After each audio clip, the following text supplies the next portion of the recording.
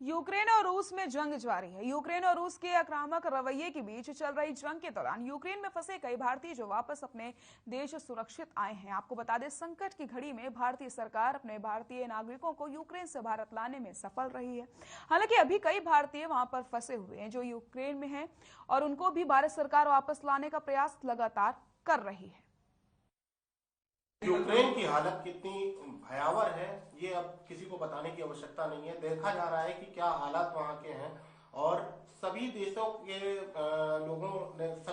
ने बोल दिया है कि अपने अपने नागरिक जो उनके हैं वो किसी भी तरीके से वहां से निकले और भारत भी लगातार यूक्रेन से अपने नागरिकों को वापस लेकर आ रहा है।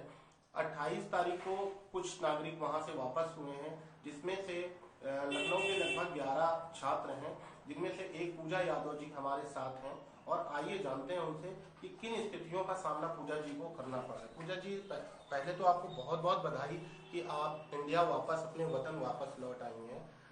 हम आपसे ये जानना चाहेंगे पूजा जी, क्या स्थिति रही वहां पर, किन स्थितियों का आपको सामना करना पड़ा? कंडीशन तो वहाँ बहुत ज्यादा बुरी है।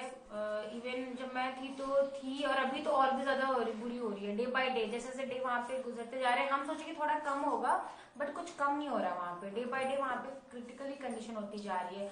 तो पहले थोड़ा नॉर्मल सोच रहे थे कि हाँ बॉर्डर साइड ही कुछ होगा, इतना इधर नहीं होगा, क्योंकि मैं वेस्टर्न पार्ट से बिलोंग करती हूँ। मैं इवानो फ्रांस की सिटी से हूँ। तो वहां पे फिर जब जिस दिन बॉम्ब ब्लास्ट हुआ 24 को, तो उस दिन 7-8 सिटी में बॉम्ब ब्लास्ट उन्होंने कर दिया एक साथ मॉर्निंग में। फिर तो हमारे यहाँ एयरपोर्ट वगैरह भी उन्होंने डिस्ट्रॉय कर दिया, मिलिट्री कैंप डिस्ट्रॉय कर दिया। फिर हम लोग बहुत ज्यादा डर गए। मॉर्निंग में जब मुझे ऐसा लगा कि अब खत्म सब कुछ, अब कुछ नहीं बचा। हम अपने पेरेंट्स को पता नहीं मिल पाएंगे कि नहीं मिल पाएंगे, हमें कोई भी अंदाजा नहीं था। बस हम अपना पासपोर्ट और वीजा ढूंढ रहे थे कि बस वो रेडी रखे, अगर कुछ भी होता है तो बस हमको उसको लेके भागना है ताकि हम बॉर्डर उसी से क्रॉस कर सकते हैं, और हमारे पास कुछ नहीं है।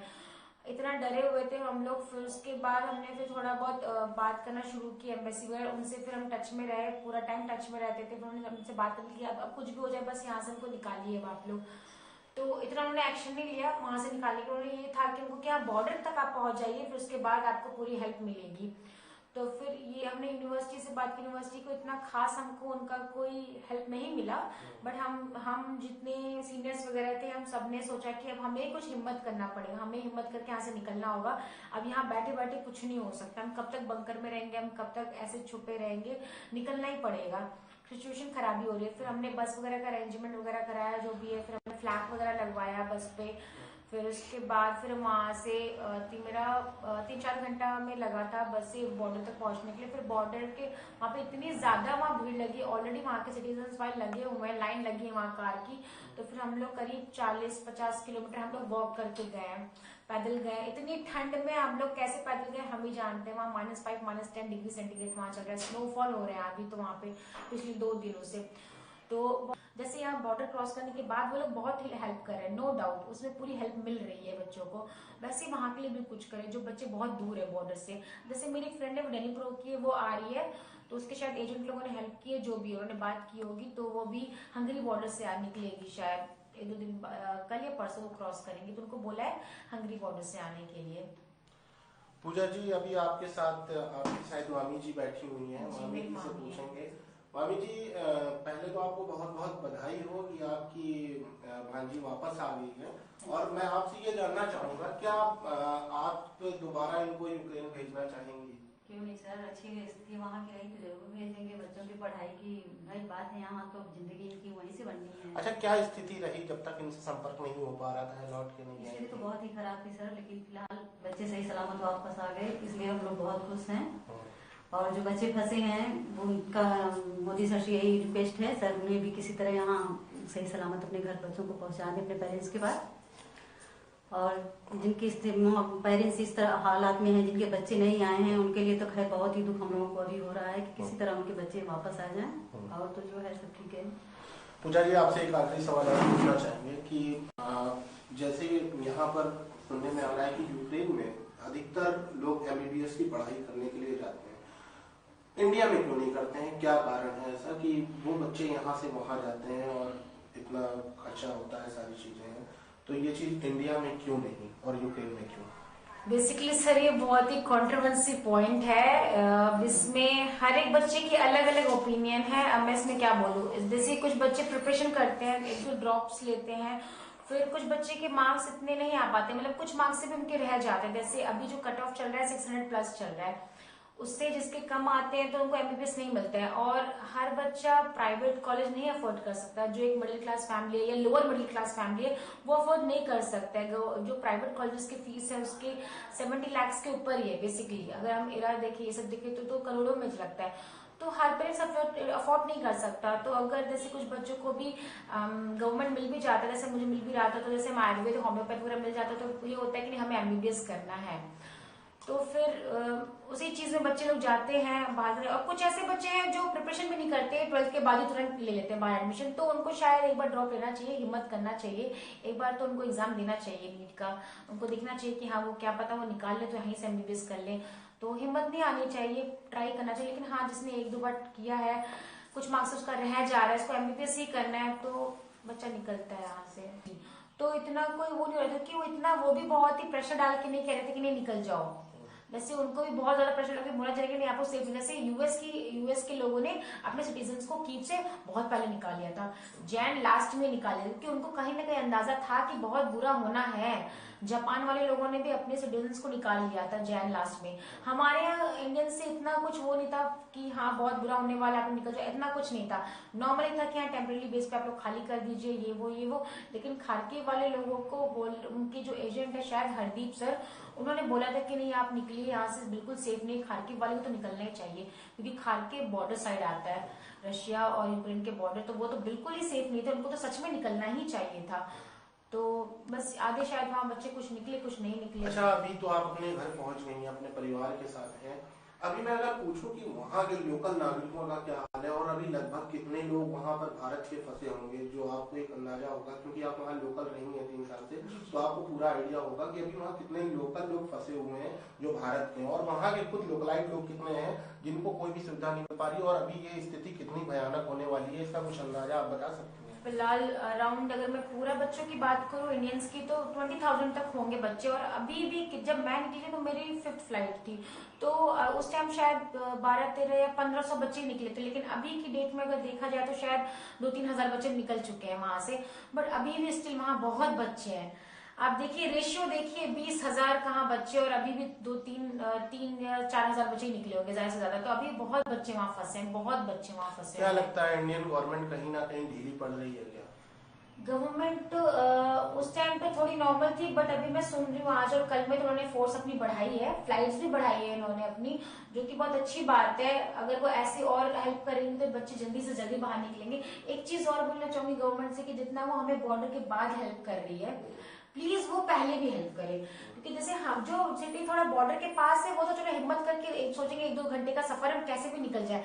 बट जो सिटी बहुत दूर है, जैसे की हुआ, खारकी हुआ, ये सब बहुत ही दूर है, अराउंड 1000 या 1000 से ज्यादा किलोमीटर, 14,000 किलोमीटर है उनका डिस्टेंस।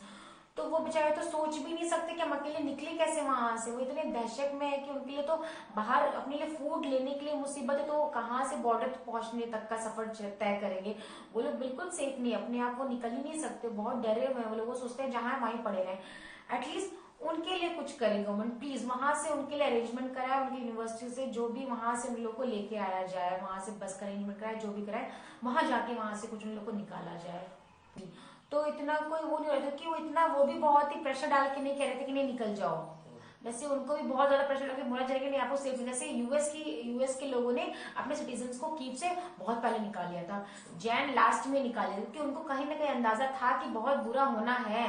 जापान वाले लोगों ने भी अपने सिटीजन्स को निकाल लिया था जैन लास्ट में। हमारे यहाँ इंडियन से इतना कुछ वो नहीं था कि हाँ बहुत बुरा होने वाला आप निकल जाओ, इतना कुछ नहीं था। नॉर्मली था कि हाँ टेम्परेरी बेस पे आप लोग खाली कर दीजिए ये वो। लेकिन खारकी वाले लोगों को उनके जो एजेंट है शायद हरदीप सर, उन्होंने बोला था कि नहीं आप निकलिए यहाँ से, बिल्कुल सेफ नहीं। खारकी वाले को तो निकलना ही चाहिए क्योंकि खारकी बॉर्डर साइड आता है रशिया और यूक्रेन के बॉर्डर, तो वो तो बिल्कुल ही सेफ नहीं थे। उनको तो सच में निकलना ही चाहिए था। तो बस आधे शायद वहाँ बच्चे कुछ निकले कुछ नहीं निकले। अच्छा, अभी तो आप अपने घर पहुंच गई हैं, अपने परिवार के साथ हैं।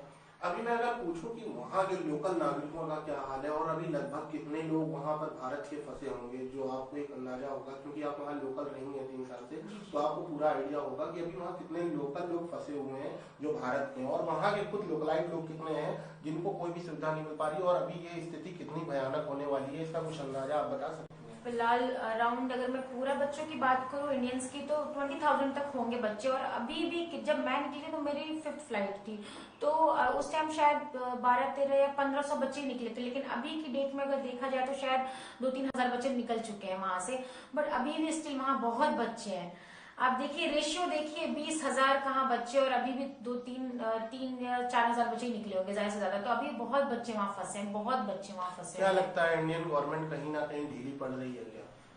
गवर्नमेंट उस टाइम पे थोड़ी नॉर्मल थी, बट अभी मैं सुन रही हूँ आज और कल में तो उन्होंने फोर्स अपनी बढ़ाई है, फ्लाइट्स भी बढ़ाई है इन्होंने अपनी, जो कि बहुत अच्छी बात है। अगर वो ऐसी और हेल्प करेंगे तो बच्चे जल्दी से जल्दी बाहर निकलेंगे। एक चीज और बोलना चाहूंगी गवर्नमेंट से कि जितना वो हमें बॉर्डर के बाद हेल्प कर रही है, प्लीज वो पहले भी हेल्प करे, क्योंकि जैसे हम जो सिटी थोड़ा बॉर्डर के पास है वो तो चलो हिम्मत करके सोचेंगे 1-2 घंटे का सफर हम कैसे भी निकल जाए, बट जो सिटी बहुत दूर है जैसे कीव हुआ, खार्किव हुआ, ये सब बहुत ही दूर है, अराउंड 1000 या 1000 से ज्यादा किलोमीटर, 14,000 किलोमीटर है उनका डिस्टेंस, तो वो बेचारे तो सोच भी नहीं सकते कि हम अकेले निकले कैसे वहां से। वो इतने दहशत में है कि उनके लिए तो बाहर अपने लिए फूड लेने के लिए मुसीबत है, तो वो कहाँ से बॉर्डर पहुंचने तक का सफर तय करेंगे। वो लोग बिल्कुल सेफ नहीं, अपने आप वो निकल ही नहीं सकते, बहुत डरे हुए हैं वो लोग, वो सोचते हैं जहां वहीं पड़े रहे। एटलीस्ट उनके लिए कुछ करे गवर्नमेंट, प्लीज वहां से उनके लिए अरेंजमेंट कराए, उनकी यूनिवर्सिटी से जो भी वहां से उन लोग को लेके आया जाए, वहां से बस का अरेंजमेंट कराए, जो भी कराए, वहां जाके वहां से कुछ उन लोग को निकाला जाए। कोई इतना इंतजाम नहीं है कुछ भी।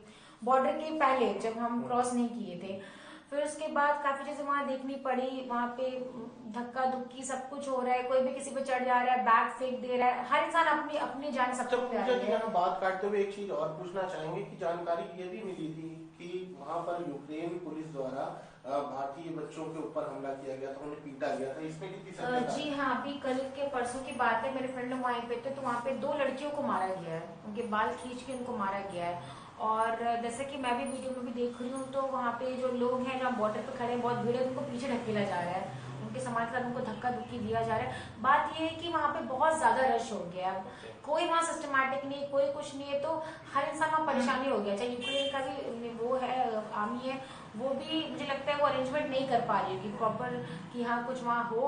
तो वहाँ पे हर सिटीजन के लोग हैं, यूक्रेनियंस भी हैं, इंडियंस भी हैं, नाइजीरियंस हैं, हर कंट्री के लोग हैं। आपका यूक्रेन लगभग कितने समय पहले आप गई हैं और जाने का मेन कारण क्या था यूक्रेन? मैं 3 साल पहले यूक्रेन गई हूँ, मैं 3rd ईयर की एमबीबीएस की स्टूडेंट हूँ, मैं एमबीबीएस वहाँ पे कर रही थी, तो बस यही है, 3 साल पहले वहाँ गई हूँ।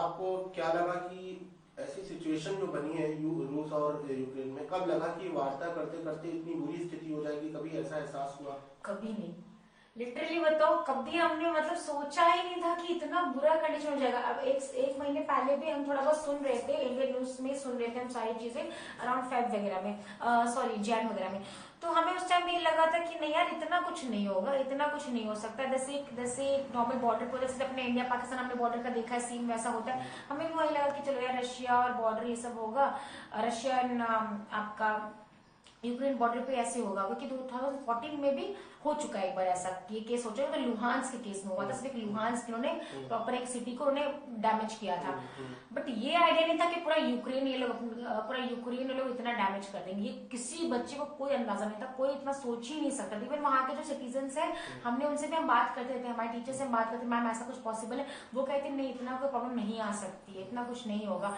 और हम तो वेस्टर्न पार्ट है, पूरा बॉर्डर साइड है हमारा, पोलैंड साइड बॉर्डर, तो आपके साथ तो ऐसा कुछ नहीं होगा।